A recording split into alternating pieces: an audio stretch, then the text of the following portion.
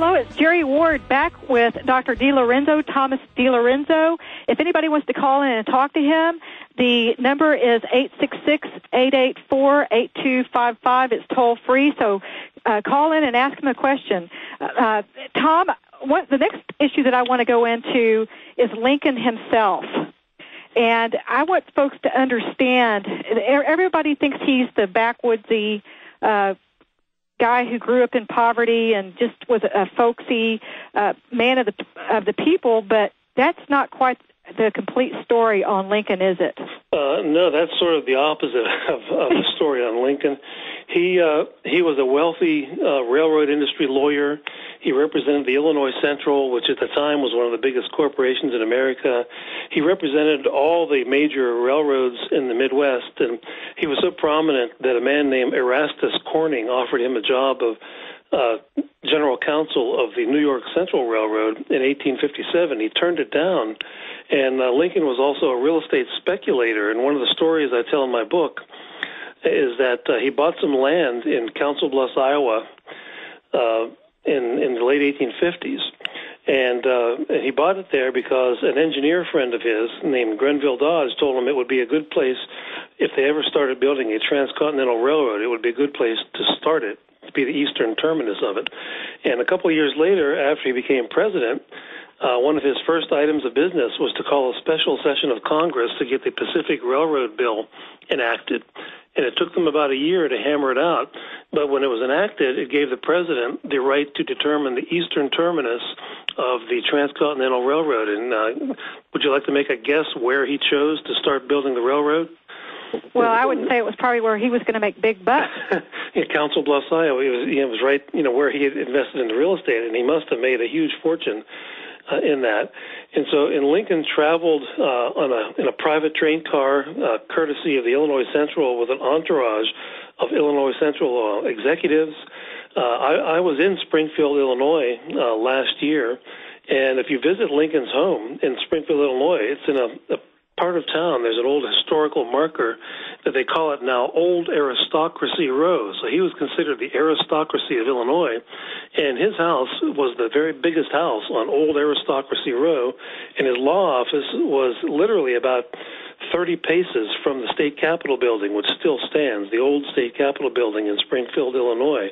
And so he was an insider, mover and shaker in Illinois politics, highly connected with the Whig Party, which was the party of big business, banks, railroads, the moneyed elites of the country.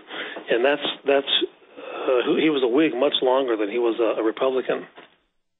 So that's the real Lincoln. Yeah, so he wasn't some modest lawyer who walked from courthouse to courthouse splitting rails as he went and representing the little people. He was a railroad lobbyist. Well, I remember being taught growing up in Pennsylvania that a shopkeeper gave him a few pennies too much in change, and he walked 6 miles in the snow back to give him the money back. He was such an honest person. That's the sort of thing I was taught while not being taught any of the real history of Abraham Lincoln. But that's who he was, and that's one of the reasons why, being an economist and a libertarian, I never trust any of these stories about how the great men in our political history, even the ones I admire, I'm still a little skeptical of. But when you learn things like this, that he was part of the moneyed elites, and not only that, he was very well politically connected.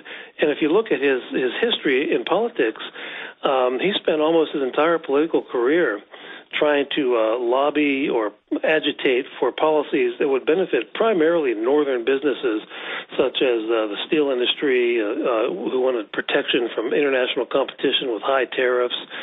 He was an advocate of what today we call corporate welfare, but in those days they called it internal improvement subsidies. That's kind of a nice-sounding euphemism, isn't it? And he was also in favor of a government-run bank that could print money to finance all of this. And so his party, the Whig Party, was really the party of using government for the benefit of big business and the wealthy at the expense of the rest of the country. That was always his party, the Whigs, and they sort of morphed into the Republicans in the 1850s. And if you understand this, you automatically, I think, would begin to be a little skeptical about the whole legend of Abraham Lincoln that you may have been taught in school, mistaught, I would say. Well, let's talk about this. We could sort of talked about how the issue of slavery did not even come up until the middle of the war. When Lincoln was elected, what does your research tell you about why the South started rising up and seceding? Well, there are a lot of reasons. I look at this, take a long view historically, and I see that there was disputes over the use of government to economically harm one section or another. The two sections of the country never really trusted each other in controlling the central government, because the South thought the North would use the central government to benefit itself at their expense and vice versa. And the way this played out for decades before the Civil War ever came along was the North slowly gained the upper hand, because by the time the war broke out, they had twice as many senators, more than twice the population of the South, and so they were about to overwhelm the South in terms of members of Congress and the Senate, and twice as many senators. And it was obvious that they wanted to use that to raise high tariffs, which did not benefit the South. There was very little manufacturing in the South that would have benefited from high tariffs on manufactured goods, and it would have made them pay more for everything. And they never trusted the government-run bank. All the opposition almost always came from the South over a government-run bank that would benefit primarily Northern bankers. And the so-called internal improvement subsidies at the time had been shoveled mostly to the northern states at the expense of Southern taxpayers and of all taxpayers.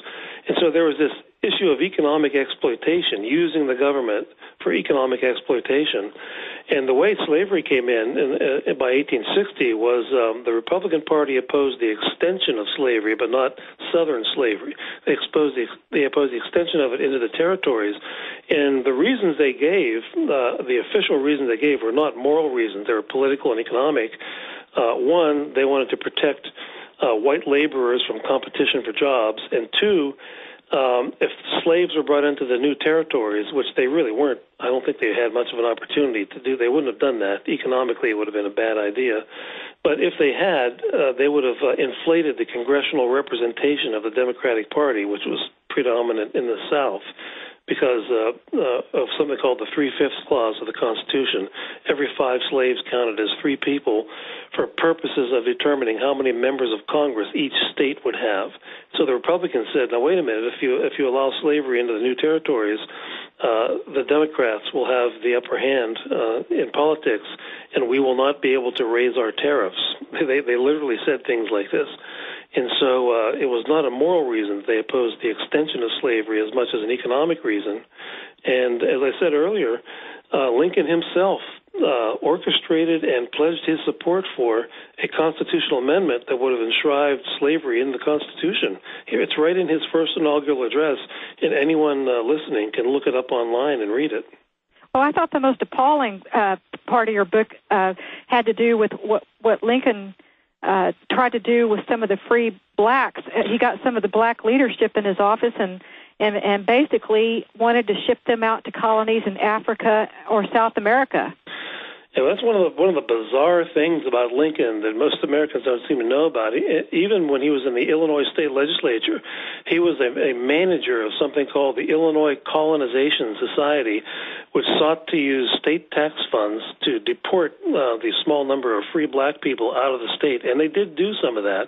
And when he became president, he allocated millions of dollars to a so-called colonization scheme, I call it deportation, to deport black people to Liberia. And he did send hundreds of black people free blacks to Liberia in Africa, where most of them would probably have perished from disease or something else. They're just, imagine being dumped in Western Africa in the middle of the 18th century to fend for yourself.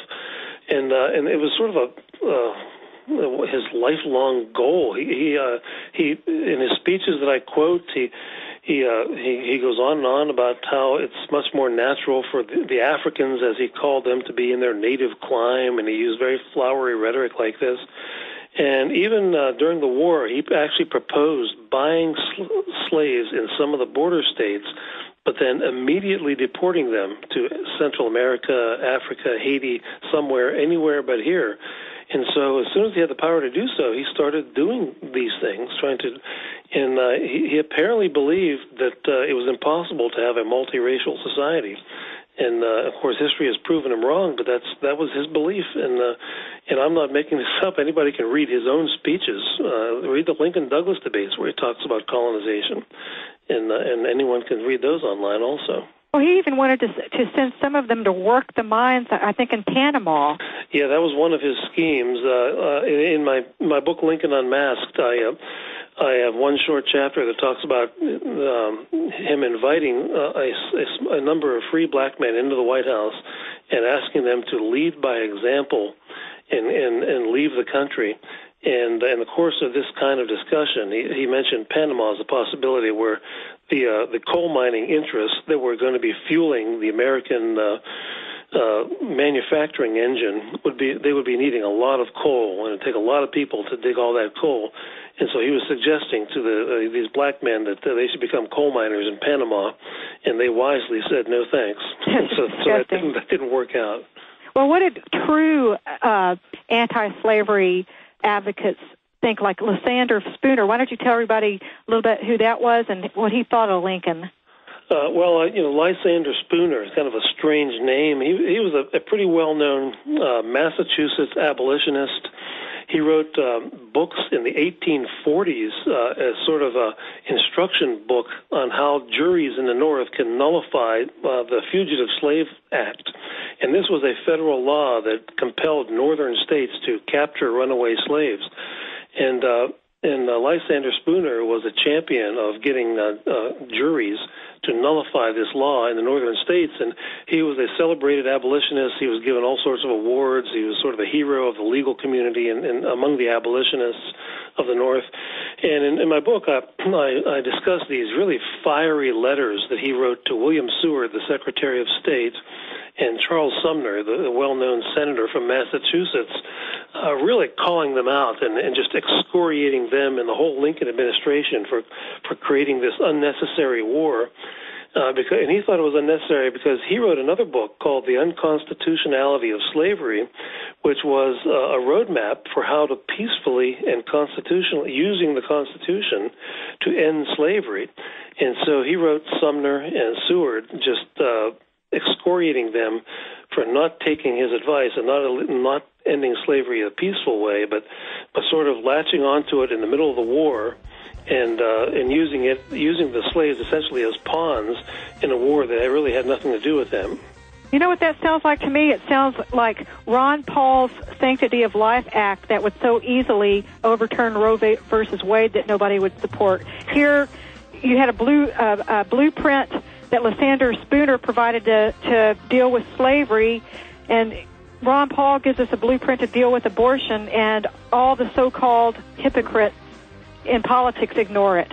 Well, the Republicans are only interested in using the pro-life people as pawns, I think, just like the Republicans of the 1860s were interested in using the slaves as political pawns for their schemes to accumulate power and wealth. That's what I'm starting to feel like. Stay tuned for